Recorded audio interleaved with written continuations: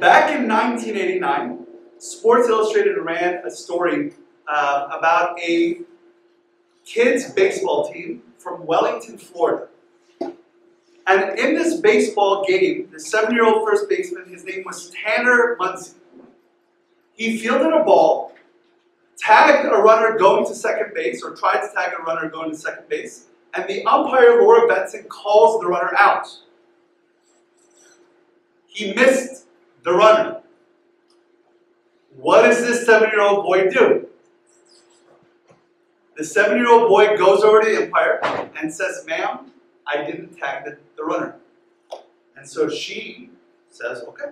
She calls him safe, second base, he's good. The umpire reverses the call, the coach gives him the ball for his honesty. 2 weeks later, similar situation. The umpire's back out there.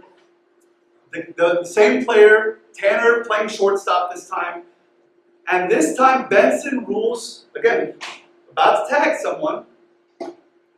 He actually tags the person. The umpire calls the player safe. And the boy doesn't say anything. But he just kind of looks at her and walks away and throws the ball. And the umpire knew something was wrong. So she walks over to him and says, true story, look it up in SI, 1989. Walks over and says, is something wrong? Did something happen? And he responds to her and said, I actually tagged him. So the umpire reverses the call and calls him out. Okay? And now the coach of the kid who just got called out goes nuts. Right? I mean, you would expect that. He's like, what are you doing? And so she walks over and explains to him what happened 2 weeks before. She said, listen, if that happened 2 weeks ago, then the kid he's an honest kid. And he's not going to lie to me about this. And so the coach actually acquiesced, and he was like, okay, no, that's perfectly fine. And they went on with the game from there. One of the most difficult things, I believe, is being completely honest and learning how to do so with all of the challenges that we face in being honest. And I speak that to you honestly, that there are difficult situations that we are in where you might look and say it's a game. Like the goal of the game is to win. Now, I watch professional sports, college sports, and I watch these guys act like in basketball, they act like they've gotten fouled. Okay? And some people are like, oh wow, that's just part of the sportsmanship. Okay? And others refuse to do so. So at what point do you go too far in order to get and reach and accomplish your goal? At what point is it too far to get what you want to get? And just maybe you just say sometimes you just got to be dishonest. Well, today I'm going to offer you that I think honesty, being honest is the goal. Being in the truth is what we should all aim to be. Okay? Some statistics for you. The average person tells about 13 lies per week. 13 lies. The average person. Some of us that means more, some of us less. Some of us without even realizing that we are lying. Professor of psychology at UC Medical School, Dr. Ekman, he's been studying lies for 20 years, and he said, we don't even realize when we're lying. Many people don't even realize that they're lying when they're lying. It becomes like a second nature. In the book, When Americans Told the Truth, people were surveyed and 30% said that they would cheat on their taxes if they knew that they could get away with it.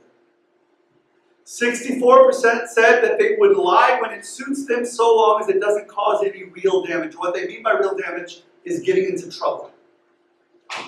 USA Today reported about Americans that 58.4% call in sick for a day off from work when they are perfectly healthy. 76% of us consistently speed. Yeah. And so many of us really struggle without even realizing that we're being dishonest, not being in the truth, that we are, it's become perpetuated in us. And we know, by the way, it's wrong because as soon as we see a police officer, what happens? Slam on the brakes. We don't slam on the smart people don't slam on the brakes. They take their foot off because Anyway, let me not encourage you on how to. And that's what I know people do.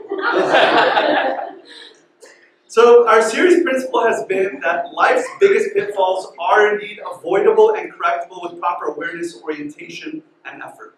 And I think this is so key when it comes to being in the truth. Okay? It is very possible to be in the truth. And if we are currently not in the truth, it can be corrected. But it requires from us the proper awareness. We have to understand, realize what we're doing. We need to orient ourselves towards the truth, towards Christ. And we need to exert some effort because old habits die hard.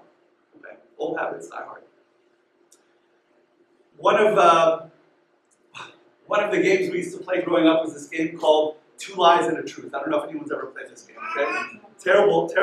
Terribly fun, but terrible game, all right? And one of my friends had actually shared their 2 lies and a truth, and we were kind of like all stunned.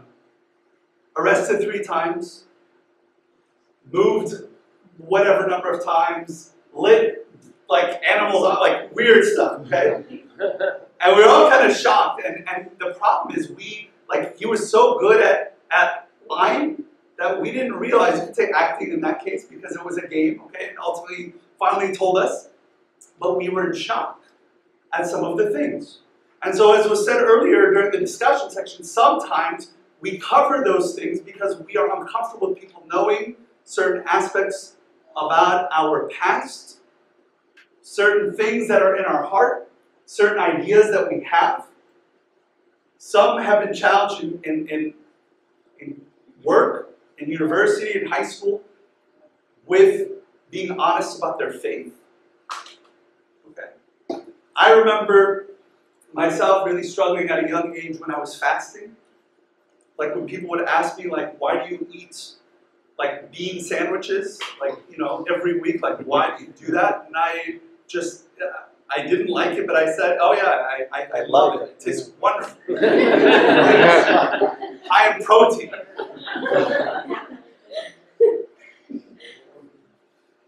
And that's actually, I think, a very small example, but there are much larger examples, I think, that we face today with willingness to be honest about our faith, about our convictions, about things that we hold so dear to our hearts.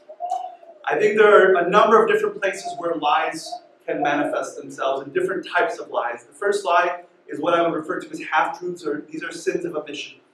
Half-truths are when someone asks you, a parent asks you a question, or a boss asks you a question, and you answer with the information that you believe will not get you in trouble. Yeah? Okay. We all know what I'm talking about. Alright? Parents are like, I wish my kids were here to hear this. Okay? So the first type are sins of omission. The second type are the sins of commission, or what we would call outright lies.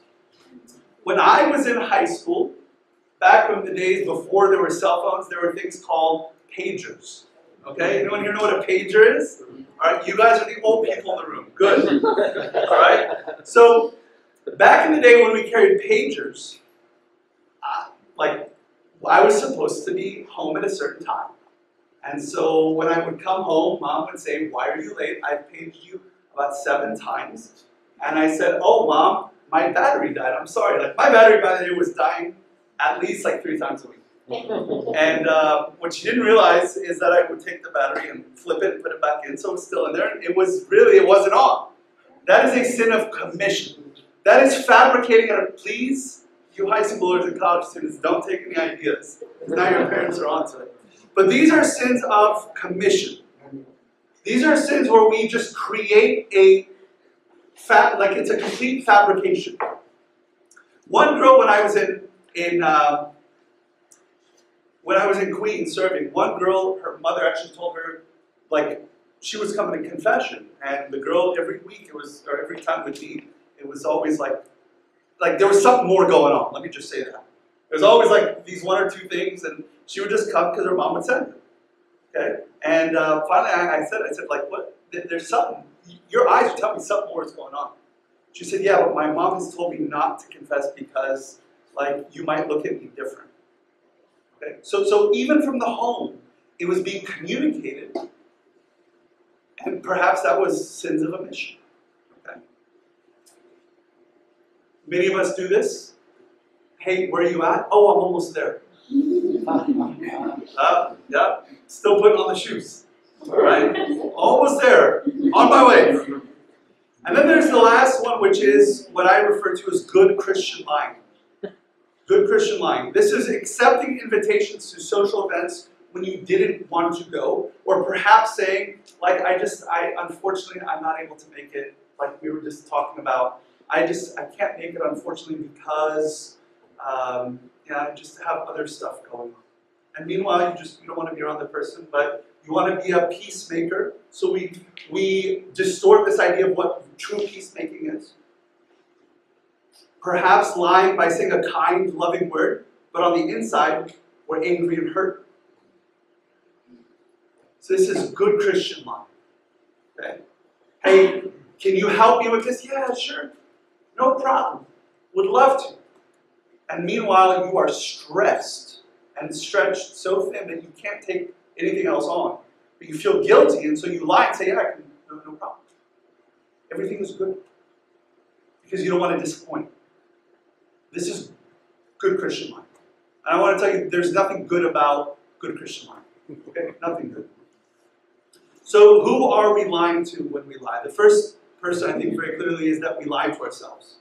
We lie to ourselves. One of the most important days of my life was the day that I admitted to myself that I was not a good listener. There was a certain point of life where I just didn't know how to listen to people. And it was so important, and the moment I realized that I was a terrible listener, that I was honest with myself about that, was the day that I began to work towards becoming a better listener. Okay? So the first place that we have to realize is that oftentimes we lie to ourselves. Okay. Second group, obviously, is lying to others. Lying to others. Recently, my youngest son, my 2-year-old, got a haircut. And I was asked, do you like Elijah's haircut?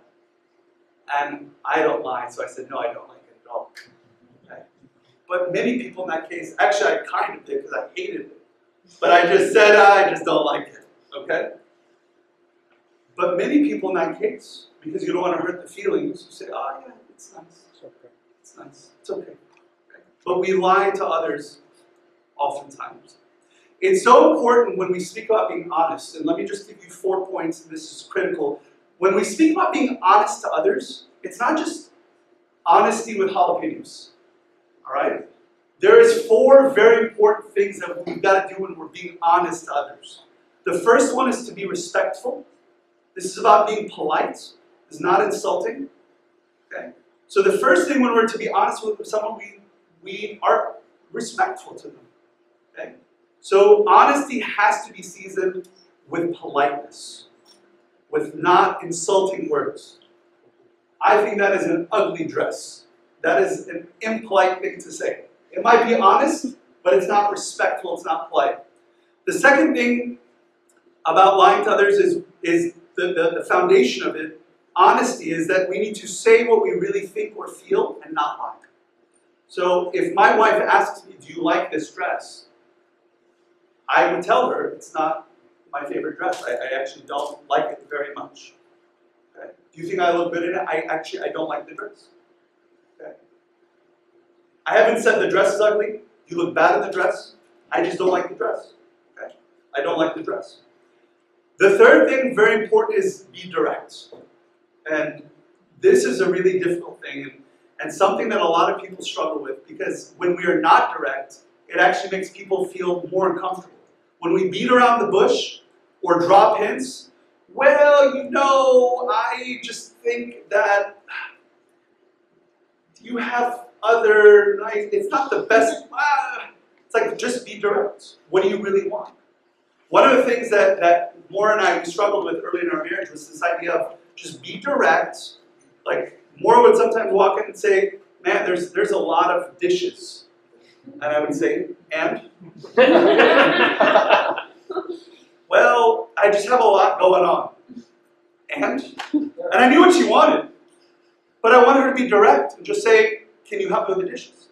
And I said, do you want me to help you with the dishes? She said, yeah. I said, can you tell me help me with the dishes? She goes, well, you know. I said, say it. And she would say, okay, help me with it. I said, okay, good. I'll do it. All right? Just be direct. It's so important when we're, and listen, some of us have been raised in a way where it's like you're almost like, you just ask for forgiveness just for perhaps suggesting that someone might help you with something. Okay? It's so critical. Just be direct. Be direct. Okay? Be respectful. Be honest. Be direct. Number 4 is be clear. Think before you speak. Include details. Okay? I would really be helpful if you could help with the dishes on twice a week. It would really help me out a lot. It would bring my stress level down if I walked into the house and the house was clean and you were able to help me with the dishes. Because when we're not honest, by the way, what happens is we end up being passive-aggressive. Yeah? We get frustrated. We get resentful. And stuff just keeps brewing and brewing and brewing inside. Okay? So it is important to be honest to self, honest to others. But real important when we're honest to others, respectful, honest, clear, and direct. Last person, and you might say, how do we do this? Is sometimes we lie to God. Stand in prayer, and we're like, man, everything, God, thank you for everything, everything is great. Meanwhile, we are disappointed and sad and hurt on the inside. And we come to God thinking that we need to put on a face.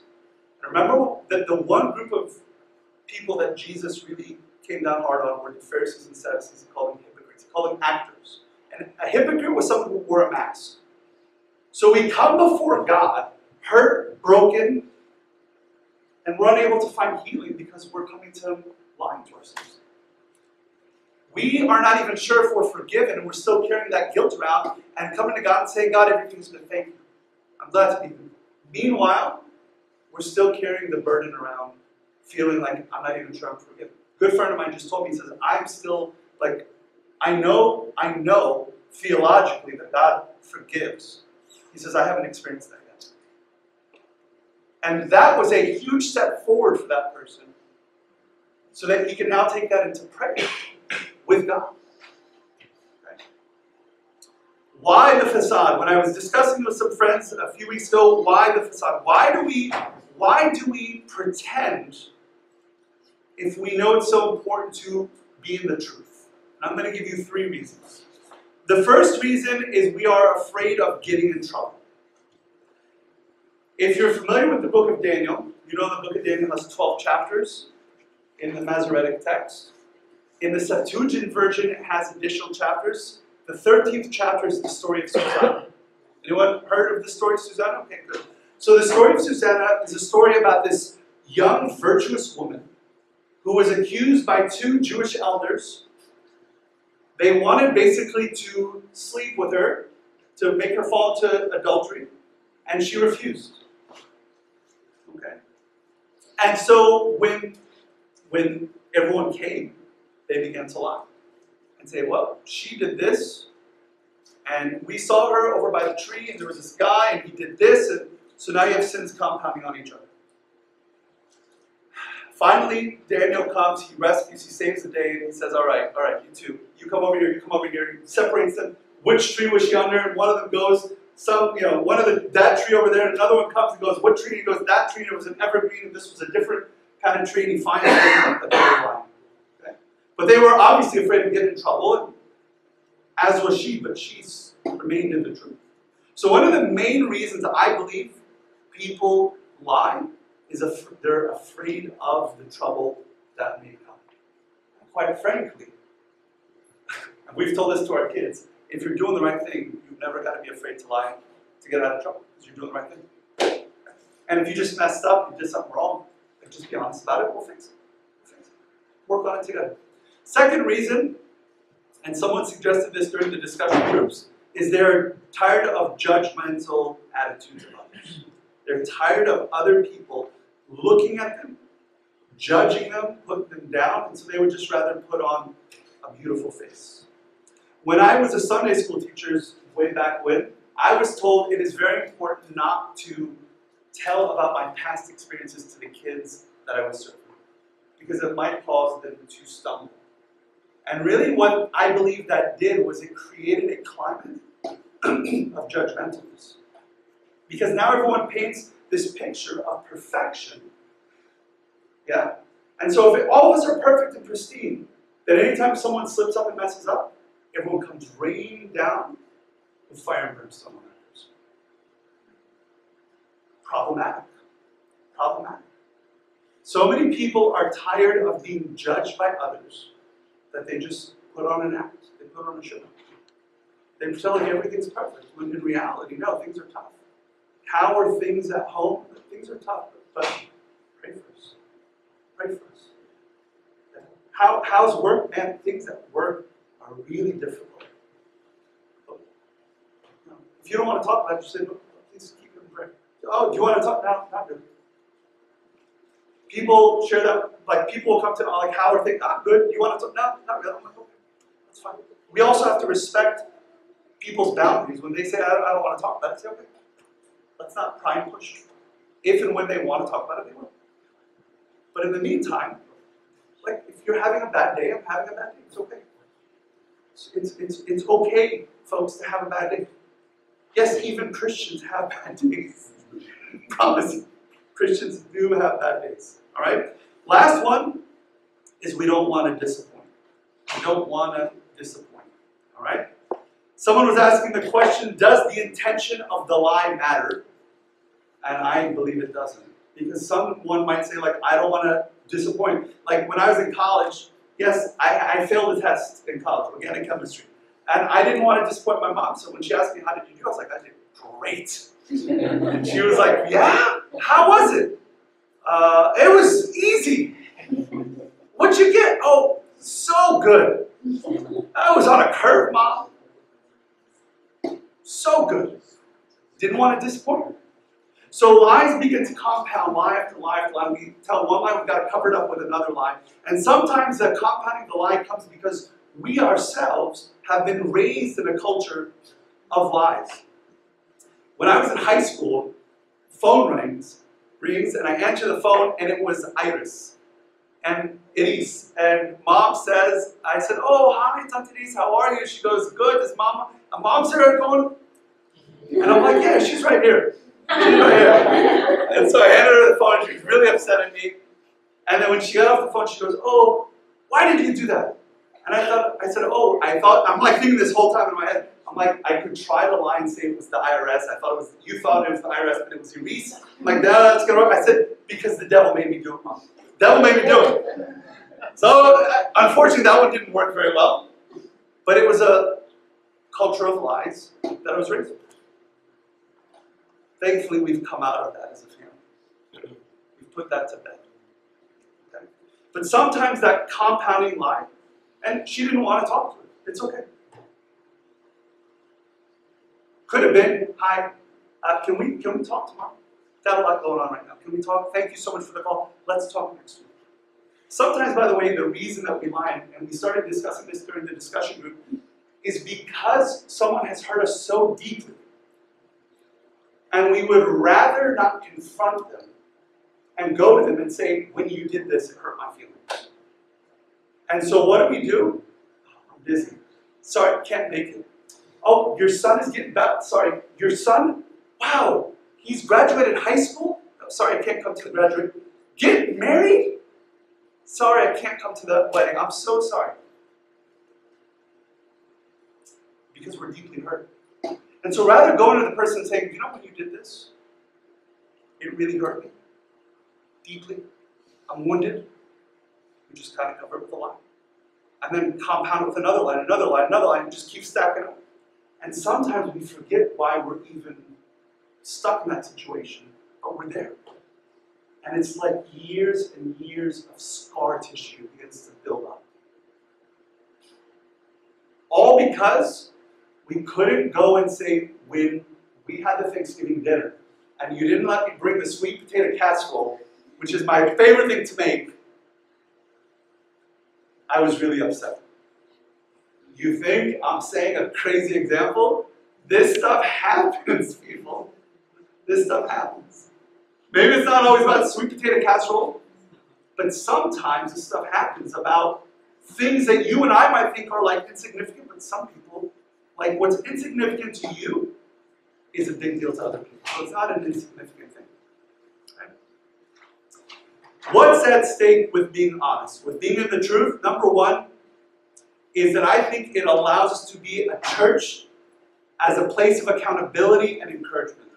It allows us to be in Christ in order to encourage and keep one another accountable. Hebrews chapter 3 tells us that we should exhort one another daily while it is called today, lest any of you be hardened through the deceitfulness of sin. Our hearts get harder and harder and harder the deeper and further we are out of the light. The further we go into the darkness, the more hard our hearts can become. The more we're in the lies and out of the truth, our heart just becomes harder. Okay? A lot of times we're lying because we're already in sin, and so it just becomes deeper and deeper and deeper.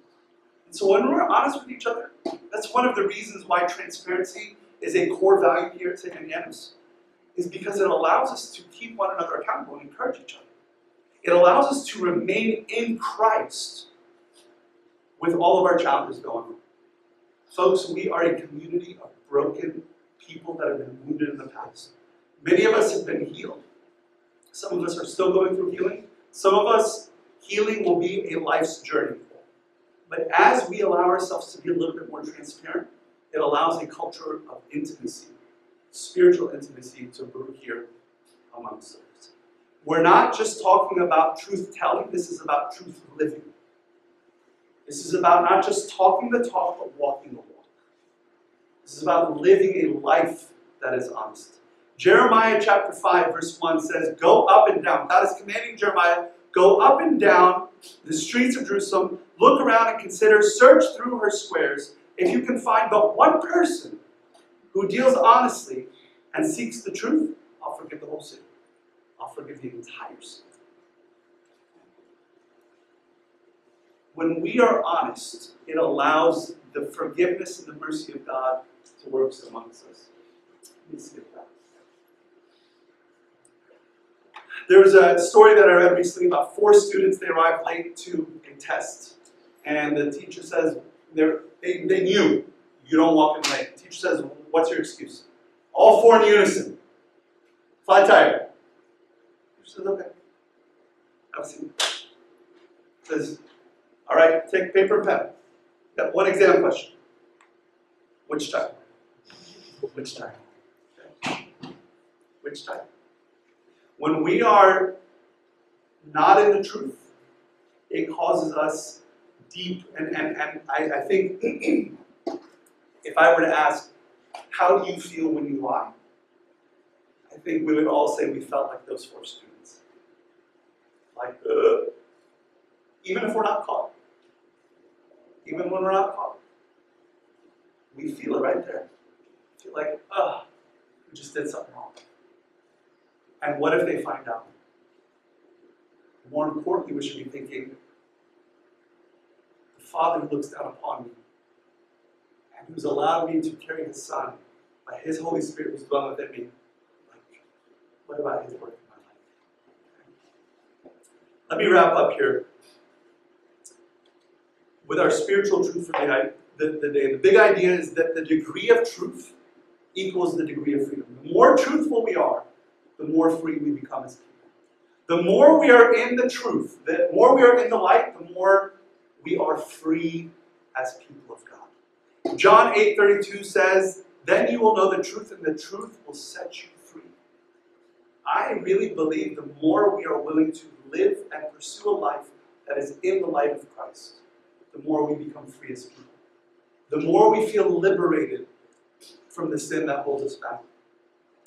There was a woman who walked into a butcher shop, and the guy reaches in, she says, give me a chicken. So he reaches in, pulls one out, puts it on the scale.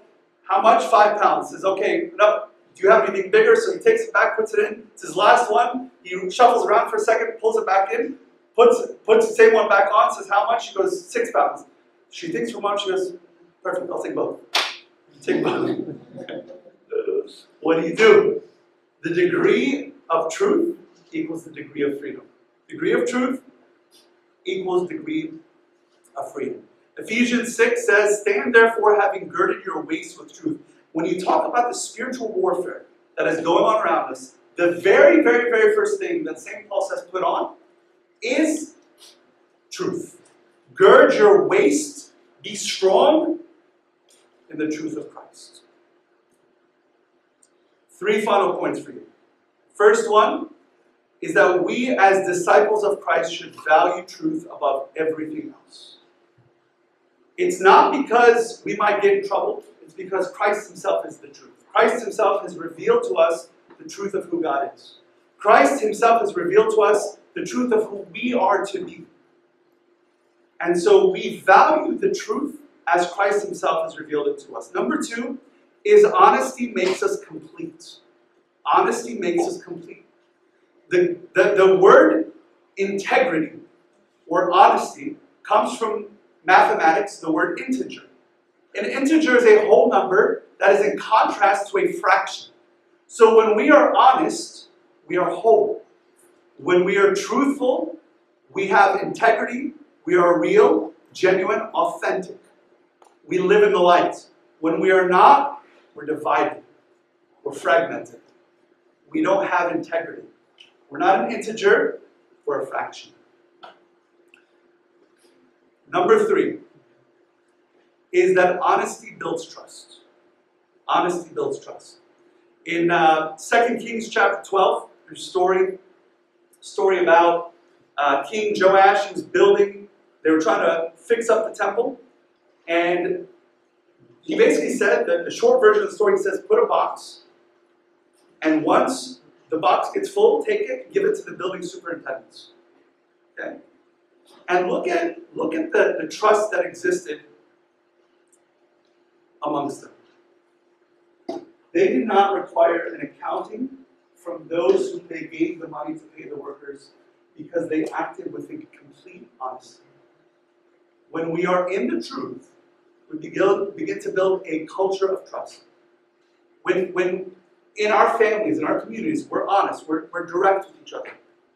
What happens is when someone speaks, you're like, okay. You don't say, come on, man, swear to me. Swear it. Promise me. Well, what happened before someone says it? Because there's a culture of trust and of honesty that has developed. And this is exactly what happens with the building superintendents. Some of y'all will say, like, these are the superintendents. Like, I'm not going to trust these guys. This is the king. But I say, no. He created a culture of trust. Let me give you guys one last bonus one. That honesty gives witness to Christ. Honesty gives witness to Christ. There was a survey that was done of the 100 largest companies. They asked the most irritating quality in an employee. They said dishonesty. The company said if a company believes that an employee lacks integrity or honesty, all positive qualities ranging from skill and experience, productivity, and intelligence become meaningless. If the person is dishonest, they're like, we don't care how talented the person is, get rid of them. Get rid of them. Last point here, Justin Martyr, this is in the 2nd century, First Apology. He talks about the honesty many people converted to Christianity because of the honesty of those who they did business with. When we value honesty to the highest degree, yes, even in our places of business, it gives witness to Christ. It does. Honesty is not something that we just do here at church or that we do in our families. It's something that is critical to have integrity in our places of business. The degree of truth equals the degree of freedom. I want to encourage you all this week. For the next week, refuse to lie. Match your walk with your talk. And if you've made a promise, keep it. The degree of freedom is equal to the degree of truth. Okay? Any questions?